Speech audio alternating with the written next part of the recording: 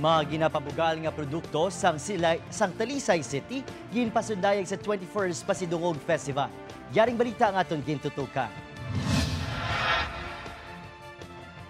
Mga produkto nga human sa kahoy, mga recycled material kag mga single-use plastic ang pilalang sa mga ginbida sa Pasidungog Festival 2019. Inirefleksyon kung paano ginahatagan pagtamod sang tag sa Katalisay noon ang ila ginapabugal nga mga produkto dungan sa charter anniversary sang syudad. Diri gina-showcase naton no on display ang aton mga nagakalain-lain nga products, no. This is part of our bottoms up budgeting.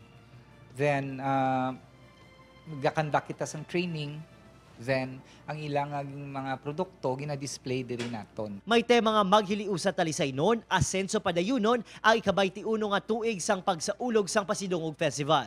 Magluwas sa mga produkto sang mga youth organization kag barangay-based entrepreneurial project, nakaplastar man ang mga obra maestra sa mga persons deprived of liberty sang Talisay City Jail.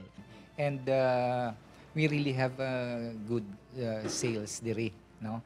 Naga-display man diri ang aton nga BJMP, no, ang aton nga mga inmates, no, wherein ang ila naman niya muna makita mo da may mga wallet, may mga bags nga made of beads, no, may ara kita mga dishwashing liquids, and ini ang wooden nga slippers, no, kanami na disang ilang mga products.